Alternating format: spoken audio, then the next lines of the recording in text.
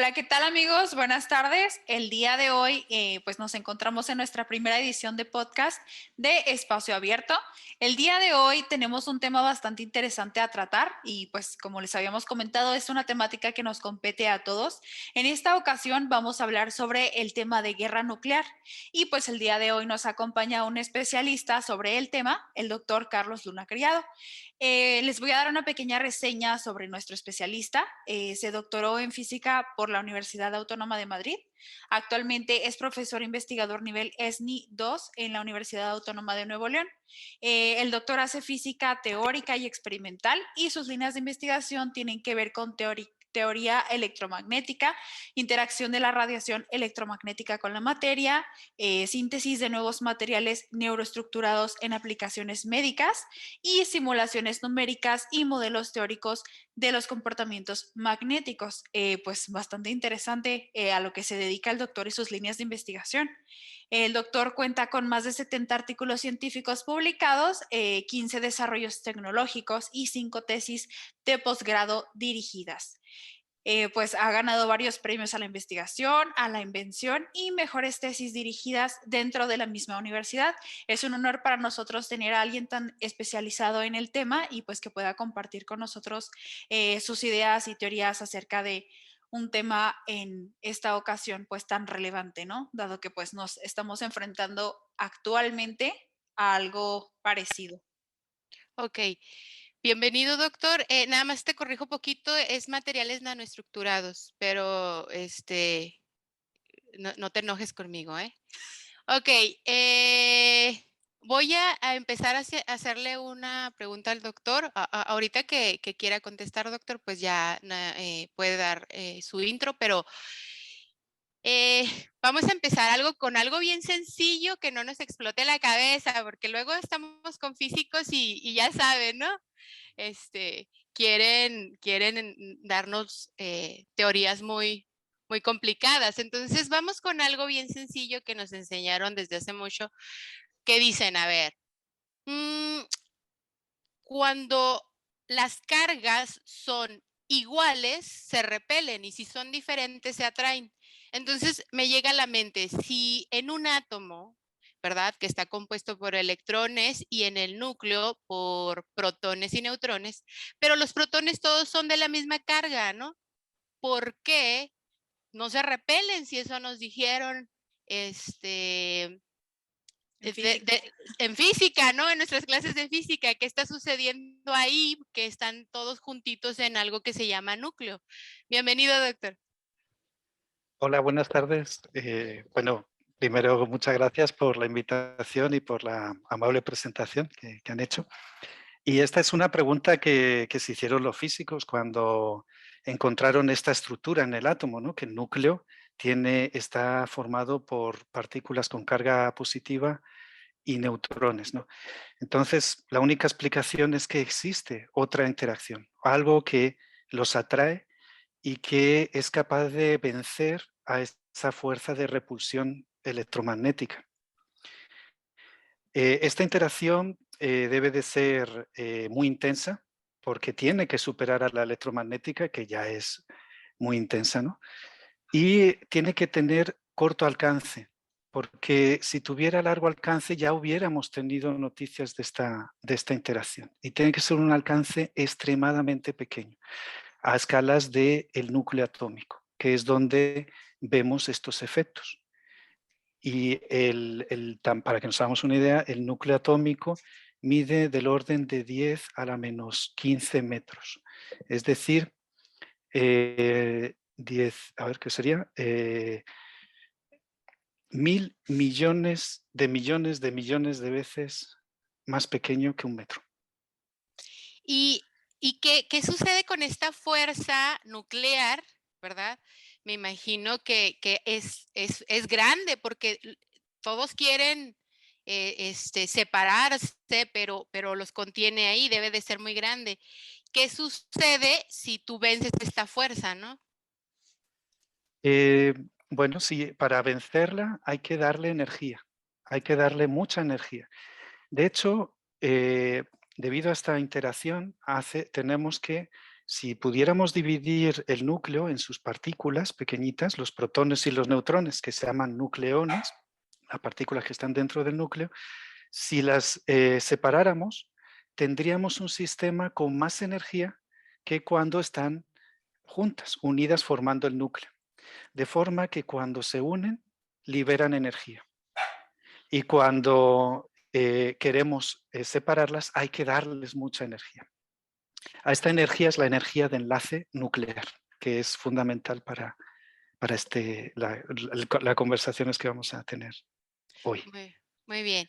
Eso me lleva a la pregunta de que, entonces, ¿qué es una bomba atómica? Muy bien. Para entender las bombas atómicas, pues necesitamos saber algo que les volvió locos a los físicos en el siglo XX, hace justamente más o menos 100 años, y es que encontraron que esta energía de enlace que hemos hablado es diferente para diferentes núcleos, de elementos diferentes, de diferentes números de nucleones, tanto protones y neutrones.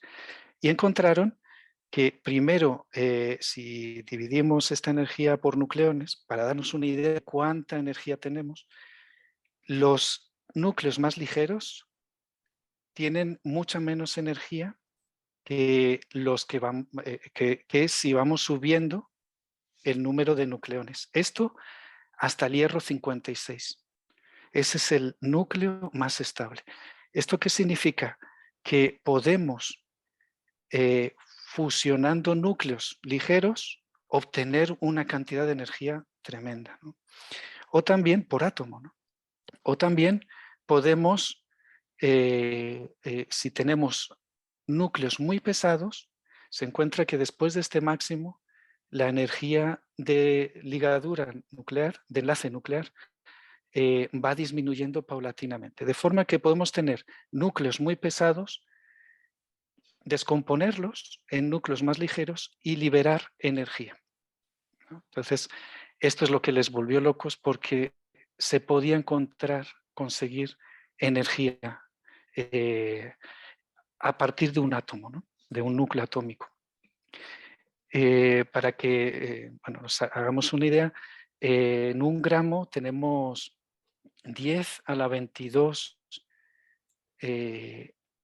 átomos, ¿no? O 10 a la 23 átomos, ¿no? Una cantidad tremenda. Si obtenemos energía considerable por cada núcleo atómico, podemos liberar muchísima energía. Entonces, tenemos dos procesos. Podemos conseguir energía fusionando núcleos muy ligeros, que es lo que se da en las estrellas, o fisionando, rompiendo núcleos muy, muy pesados, ¿no? Entonces, esta es la fisión nuclear.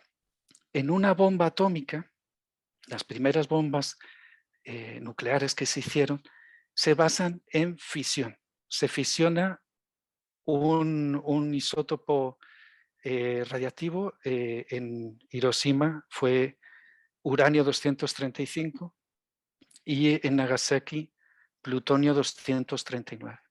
Entonces, estas bombas atómicas lo que hacen es liberar una gran cantidad de energía mediante fisión de estos isótopos.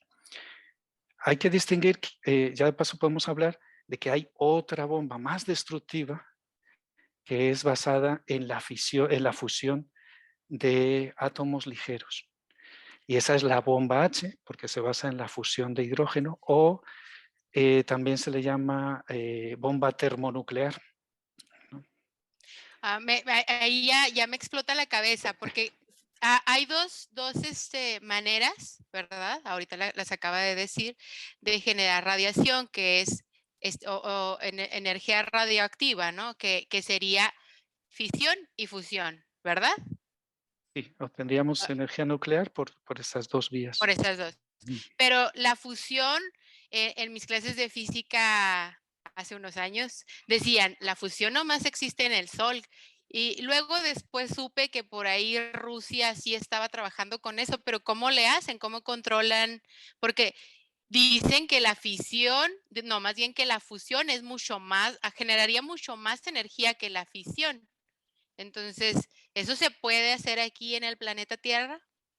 Esta es muy buena pregunta. Este es un sueño desde hace muchas décadas. Es hacer como una especie de estrella diminuta en la Tierra y eso nos daría una cantidad de energía tremenda, casi inagotable y con muchos menos residuos que tenemos, por ejemplo, en las centrales nucleares actuales, que se basan en fisión. En la Unión Soviética y bueno, en Estados Unidos hubo proyectos importantes para lograr este tipo de centrales nucleares basadas en fusión. En Rusia el gran problema es que se necesitan alcanzar temperaturas más grandes que las del núcleo del Sol, ¿no? Del orden de 300 millones de grados, ¿no? Y no hay material que contenga algo tan caliente. Entonces, en Rusia, en la Unión Soviética, perdón, se diseñó un contenedor basado en campos electromagnéticos que se llaman tokamak. Bueno, hay un proyecto muy interesante de varias naciones, incluidas Estados Unidos, Europa, China, Rusia y otros más países, que es el proyecto ITER, donde es liderado en gran parte por Francia. Y la idea es hacer un tokamak enorme, ¿no? Para hacer la primera reacción de fusión en la Tierra. Hace unos meses China, hay como proyectos, ¿no? Bueno, a ti te toca hacer esto, a ti te toca hacer lo otro. China hizo en pruebas un tokamak para ver si podía mantener el material a esas temperaturas y lo pudieron mantener varios minutos, fue todo un éxito y se están dando pasos y me gustaría destacar que este es un proyecto maravilloso porque es internacional.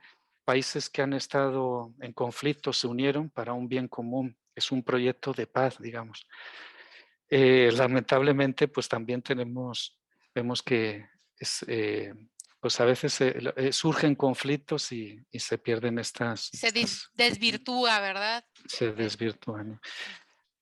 Es posible, está programado que para en los años 2030 o 2000, creo que 2035 ya esperan hacer la primera, creo que era 2035, la primera fusión, ¿no? Y que ya tengamos A ver, carta libre. estoy pensando ahorita, decimos, se desvirtúa, ok. Si no tiene un objetivo, de guerra, entonces, ¿en qué se aplica todo esto, no? ¿Para qué lo hacen? ¿Tiene sus aplicaciones, no bélicas? Exactamente. Una es esta, obtener energía prácticamente limpia, porque los residuos, todos cuando vemos centrales nucleares, pues ya pensamos que es una energía muy tóxica, no es una fuente de energía limpia. De esta forma tendríamos cantidades de energía ilimitadas, prácticamente, porque se basa en la fusión de hidrógeno y el hidrógeno es el átomo más común, ¿no? Eh, y, eh, y resolveríamos el gran problema que tenemos de obtener energía, ¿no? De tener a nivel mundial fuentes de energía casi limitadas. También me gustaría destacar que el uso de radiación controlada, claro, niveles muy bajos, se emplea mucho en medicina. Así es. Por ejemplo, las placas de rayos X que nos hacen, pues está basada en la emisión de rayos X, que son ondas electromagnéticas, y que ha salvado muchísimas vidas. La tomografía, cuando nos hacen un TAC, también está basada en rayos X. Hay una tomografía también obtenida por emisión de positrones. Son medidas, son técnicas para tener alta resolución en el cuerpo, en el interior del cuerpo, sin tener que hacer una cirugía, ¿no? Una invasión en el cuerpo. Tenemos la radioterapia para tratar cáncer. Entonces, realmente hay muchas muchas aplicaciones de la energía nuclear que son constructivas, ¿no? Que son positivas para todos. Vaya, de hecho, ahorita se me viene a la mente, nada más con la pura energía repercute en todo, en todos niveles, ¿verdad?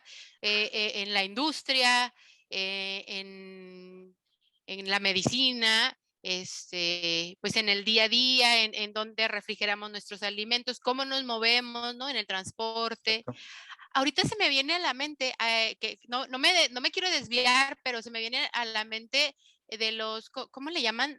Socavones, los que se han, Sí, que en la se, calle, ¿no? sí, ajá, exacto.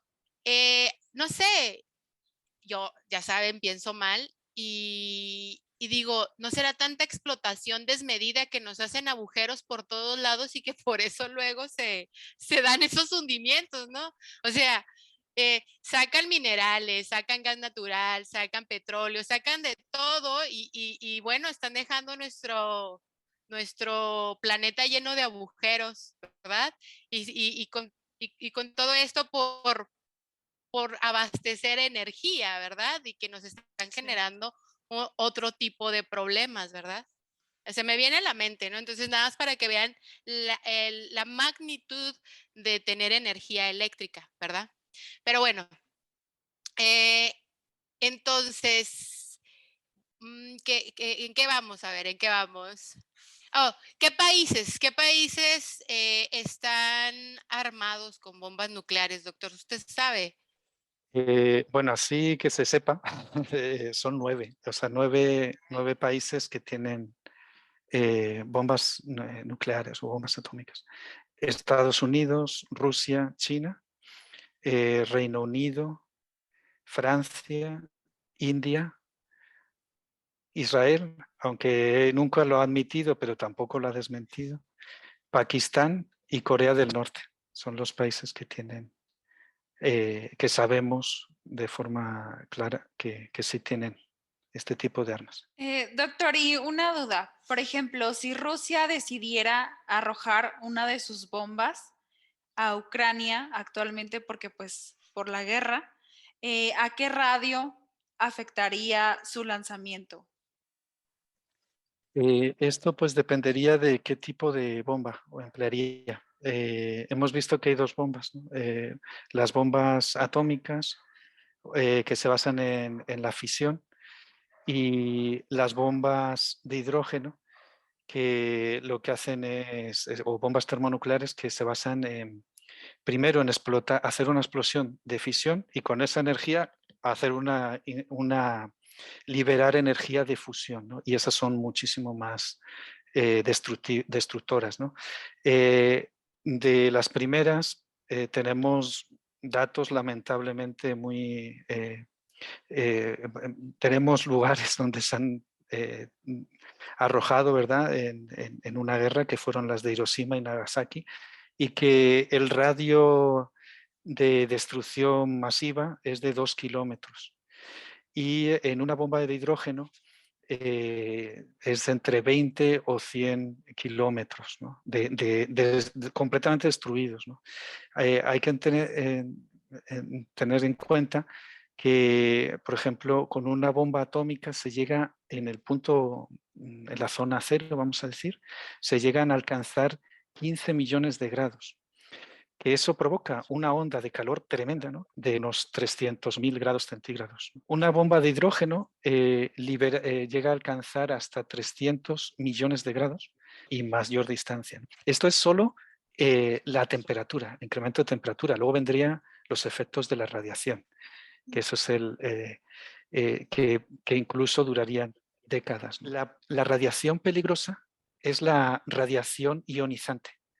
Cuando ya tiene una energía suficiente, estas partículas pueden dañar, pueden ionizar a las moléculas. Nosotros estamos hechos de moléculas, macromoléculas, ¿no? Por ejemplo el ADN, que van a ser muy susceptibles a esta radiación ionizante. Bueno, doctor, pues a mí me gustaría preguntarle cuál es la diferencia entre una central nuclear que genera electricidad y una bomba nuclear. Oh, muy buena pregunta. Es muy buena pregunta. Son tecnologías diferentes. En una central nuclear se producen reacciones nucleares en cadena controladas. Por ejemplo, si usamos uranio 235, el uranio 235 se fisiona en otros núcleos más ligeros, liberando energía y 2 o 3 neutrones. Para que se fisione tiene que absorber neutrones, ¿vale?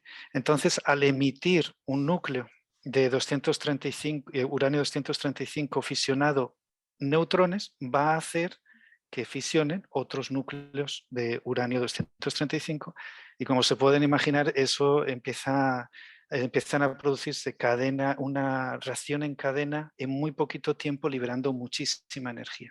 En una bomba nuclear eso es lo que se quiere, liberar energía en milisegundos, lamentablemente, ¿no? Para destruir. Eso es una arma de destrucción masiva. En una central nuclear lo que se quiere es liberar energía de forma controlada. Entonces lo que se hace es controlar el proceso en cadena. Se puede hacer de varias formas, refrigerando el núcleo, la fuente, y también utilizando unas barras de control que están hechas de un material que absorbe neutrones, por ejemplo el boro. Entonces con esto se puede ir controlando la reacción. Entonces un reactor nuclear en un reactor nuclear se produce energía nuclear de forma controlada y en una bomba nuclear o en una bomba atómica es descontrolada, ¿no? Es en cadena y se produce muchísima energía en poquito tiempo.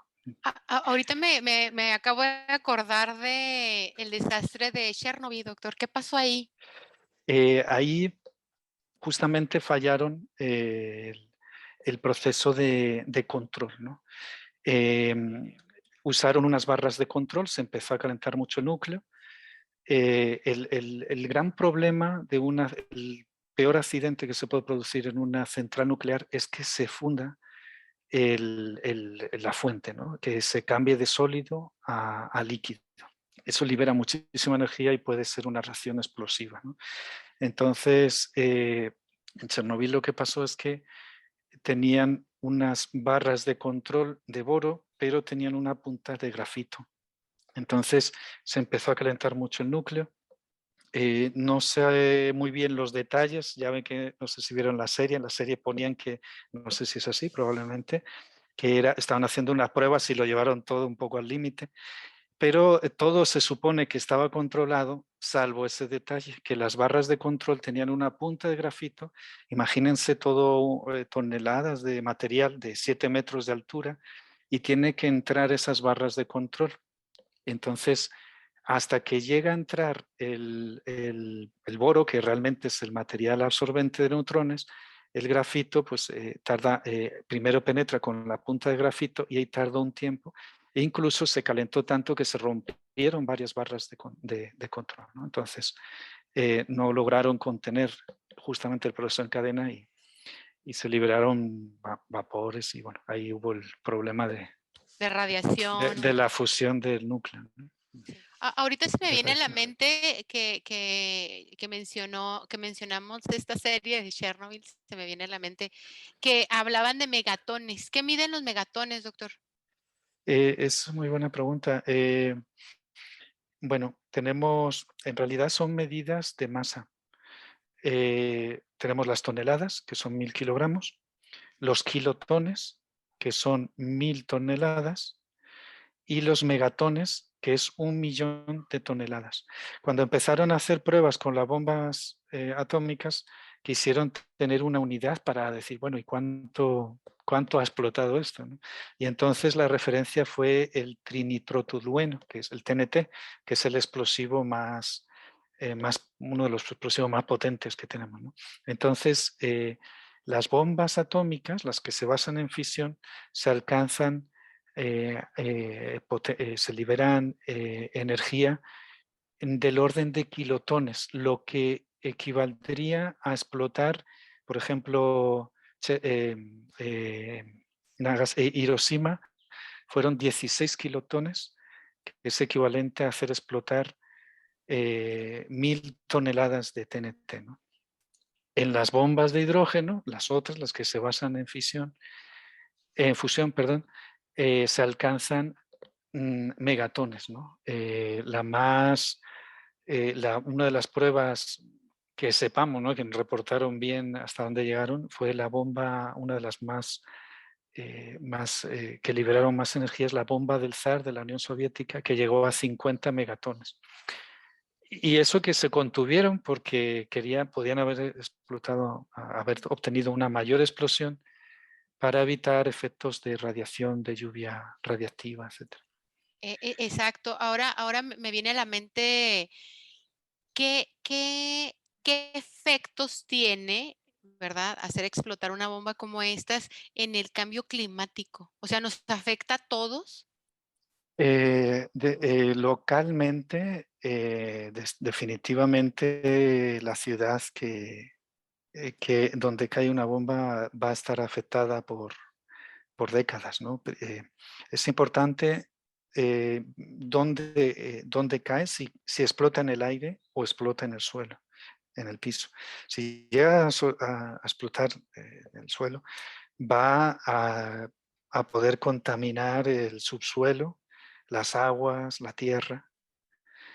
Si cae en el aire, va a liberar mucha energía, mucha radiación, pero también esa radiación se va expandiendo, ¿no? Se va difuminando por todo el ambiente. Si es solo una bomba nuclear, solo entre comillas, que ya es un desastre tremendo, ¿no? Pues tendríamos una región contaminada, bueno, morirían muchísimas personas, millones de personas, por el efecto, primero, la temperatura brutal que se genera, y por décadas se dispararían los niveles de cáncer, de leucemia, etc. Ok, ok. Bueno, perdón, y el cambio climático, Sí, ajá. estábamos hablando de una sola bomba. Si empiezan, pues como vivimos algunos que tenemos ya ciertos años, de la Guerra Fría entre la Unión Soviética y Estados Unidos, la Unión Soviética tenía 4000 ojivas y no sé, algo así, y Estados Unidos 3500. Entonces tenían la capacidad para destruir varias veces la vida en el planeta. Porque, ¿qué pasa si empiezan a haber varias bombas nucleares? Aparte de la devastación absoluta localmente, se incrementa el nivel de radiación, también se desprende una gran cantidad de energía y de polvo que va a la estratosfera y se forma el típico hongo que tenemos todos en la cabeza, ¿no? Cuando hemos visto las imágenes de las bombas, ¿no? El típico hongo donde se sube hasta la estratosfera el polvo, y entonces ahí se libera mucho material radiactivo también en la atmósfera, que se va a difuminar por el viento, en las nubes, va a haber lluvia radiactiva y también va a ocultar la luz del sol. Y entonces puede producirse un efecto invernadero salvaje, donde daría lugar al invierno nuclear. Pues se podría bajar las temperaturas entre 20 y 30 grados. Esto ya cuando fuera una guerra nuclear, ¿no?, donde ya hay dos potencias ahí que empiezan a tirar bombas. Al por mayor. Entonces, sí, al por mayor. Se estima que con 100 bombas y de hidrógeno ya los efectos serían globales. También son explosiones tan intensas que probablemente afecte a las placas y producirían movimientos sísmicos, tsunamis, etcétera, ¿no? Entonces sí sería ya de efectos globales. También dense cuenta que, bueno, aparte de la radiación, cambiaría completamente nuestro estilo de vida y ya no creamos que va a haber ya internet, Netflix y cosas así, ¿no? Ya Claro. sería una destrucción ya masiva si fuera ya una guerra como las que amenazaban, ¿no?, en la Guerra Fría, de dos potencias tan armadas. O sea, esto es algo muy importante que reflexionar porque generalmente este tipo de conflictos son generados por los recursos que tiene cada país, ¿no? Y finalmente terminan con los recursos, con este tipo de acciones, ¿verdad? Habrá que reflexionar muy bien qué estamos haciendo en el mundo con nuestros recursos naturales, ¿verdad? Con el petróleo, con el gas natural, con el agua, ¿verdad? Es lamentable, perdón, es lamentable que tengamos un mismo recurso que nos puede dar energía ilimitada prácticamente si trabajamos juntos, como se está haciendo en el proyecto ITER, el que les comenté, o bien destruirnos juntos y morirnos. Bueno, de hacer una catástrofe a nivel Mundial, global, ¿no? sí. Entonces tenemos en nuestras manos poder tener acciones de éxito y de colaboración y de paz o de destructivas y que acabarían con, como usted muy bien dice, con los recursos y con nuestro estilo de vida, definitivamente, ¿no? Y acabar con las oportunidades de las generaciones futuras, porque les dejaríamos un mundo mucho peor que el que tenemos nosotros ahora. Hablando de recursos, doctor, ¿se sabe cuáles son los países que producen uranio 235? Hay yacimientos en muchos países. Los principales países productores de uranio son Canadá, Australia, Kazajistán. Hay otros países ya con menor producción como Nigeria, Rusia, China. Y bueno, en general hay muchos yacimientos, ¿no? Se estima que hay para 200 años todavía, para el uso de 200 años de uranio 235 de forma comercial. También es importante decir que el uranio 235 no es eh, hay que enriquecerlo para poderlo utilizar. En una central nuclear se enriquece hasta el 3 o el 5%. Esto es porque el uranio 235 es muy poco, se encuentra en muy poco porcentaje en la naturaleza. El uranio el elemento de uranio más estable, el isótopo más estable, es uranio 238. Entonces eso requiere un enriquecimiento del uranio que solo lo pueden producir unos países. Son 8 países los que pueden enriquecer el uranio con fines comerciales. Luego ya lo que ya no sabe tan claro que otros usos, ¿no? ¿Verdad? Y son Estados Unidos, Rusia, China, Holanda, Reino Unido, Alemania, Francia, Brasil y Japón. Ya que tocamos el tema de enriquecimiento del uranio 235, la tecnología para obtener uranio enriquecido en una bomba nuclear es completamente distinto. Hay que enriquecerlo por lo menos a más del 90% y eso lo pueden hacer muy pocos países. También es cierto que se puede usar otro isótopo radiactivo como el plutonio 239, que es un poquito más fácil de obtener, ¿no? Entonces son diferentes tecnologías. Ok. Claro. Sí. Doctor, ¿algo más que desea agregar de interés para todos? Mm, Pues quizá una reflexión, ¿no? Creo que con todas las puntos que hemos visto, vemos que la energía nuclear es una fuente que podemos emplear de forma constructiva para resolver muchos problemas, ¿no? Como usted comentó, también se pueden usar, la energía es el motor de todo, ¿no? Todo el transporte, todo. Entonces, también pensemos que hay una fracción importante del mundo que no tiene acceso a electricidad, y ni a las comodidades que tenemos en otros, que nosotros ya damos por hecho, ¿no? Entonces es importante tener una fuente de energía limpia y bueno, en este punto la fusión nuclear puede ser una alternativa, mientras tenemos otras como la energía solar, la energía eólica, haciendo que realmente sean un sustituto de todo de las fuentes de obtener energía por la combustión de hidrocarburos. Sin embargo, podemos utilizar este conocimiento que hemos ido adquiriendo para algo totalmente destructivo, ¿no? Pero esto no es nuevo. Todo el conocimiento que hemos ido adquiriendo en la humanidad, lamentablemente, no solo nos quedamos con lo positivo, sino también con lo negativo, ¿no? Entonces debemos de crecer a nivel moral, ¿no? Exacto.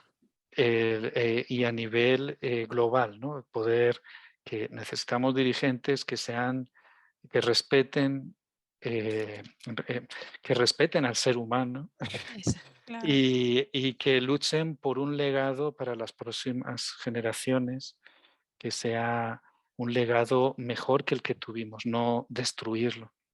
Entonces, eso es la reflexión que creo que podemos hacer, ¿verdad? Exacto, que respeten el derecho a la vida, ¿no? Y a la dignidad de la vida, ¿no? También quisiera comentar, a lo mejor me salgo un poquito de tema, pero si ya me lo permiten, Sí, quisiera comentar que estos procesos que hemos visto son naturales, aparecen en la naturaleza.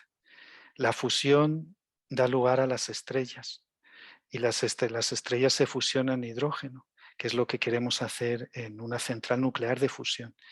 Y todos los elementos que tenemos más allá del hidrógeno, el helio, el carbono, hasta el hierro, que hemos visto que es el más estable, todos esos se fusionan en una estrella.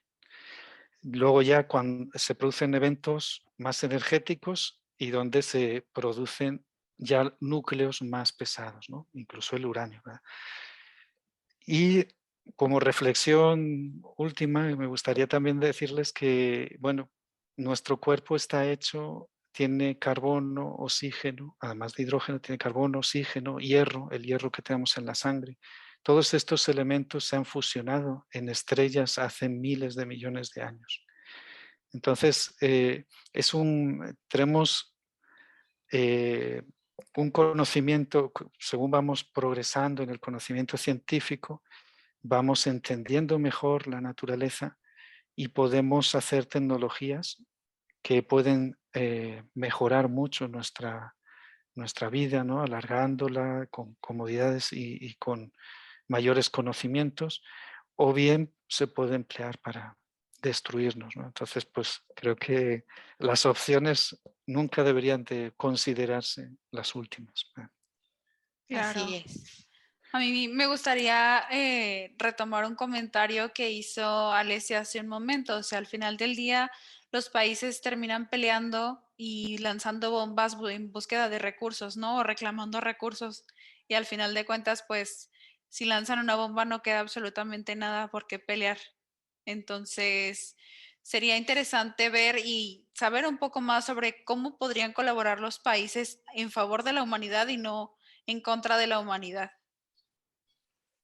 Y, Así es. pues la verdad es que tenemos ejemplos que hay que destacar, proyectos donde se unen naciones independientemente de, de sus ideas políticas, ¿no? Y ese es un ejemplo de cómo trabajando colectivamente podemos resolver los problemas a nivel global que ya tenemos, el cambio climático, la escasez de agua potable, la contaminación. Conjuntamente hemos resuelto algunos problemas, ¿no? Por ejemplo, el agujero del ozono. Se decidió no liberar ciertos compuestos que estaban dañando la capa de ozono y con el tiempo se ha ido recuperando. O sea, eso nos muestra cómo una labor colectiva tiene un efecto global positivo. Entonces, pues bueno, un poco destacar en esto, ¿no? De que no dejemos tener políticos con estas decisiones tan catastróficas como la guerra. Y las guerras son catastróficas aunque no sean nucleares, ¿no? Como lo estamos viendo ahora mismo en Ucrania y Rusia, ¿no? En el conflicto de Ucrania y Rusia. También no frivolizar con las cifras, ¿no? Yo creo que la muerte de un inocente ya invalida cualquier tipo de acción de este tipo, ¿no? Así es. Ok, bueno, pues no nos queda más que agradecer que haya atendido nuestro llamado, doctor. Sabemos que es una persona muy ocupada y de verdad estamos muy agradecidas de que tenga el tiempo de, pues, de participar en este tipo de actividades, ¿verdad? Y Para mí ha sido un placer y estoy a sus órdenes y la verdad es que animarles a que sigan haciendo este tipo de actividades en temas de actualidad que nos interesan a todos. ok, Gracias, doctor, y pues los esperamos en la siguiente edición. muy bien, pues a Alesia Torres y Camila Ojeda, y esto fue Espacio Abierto. Gracias.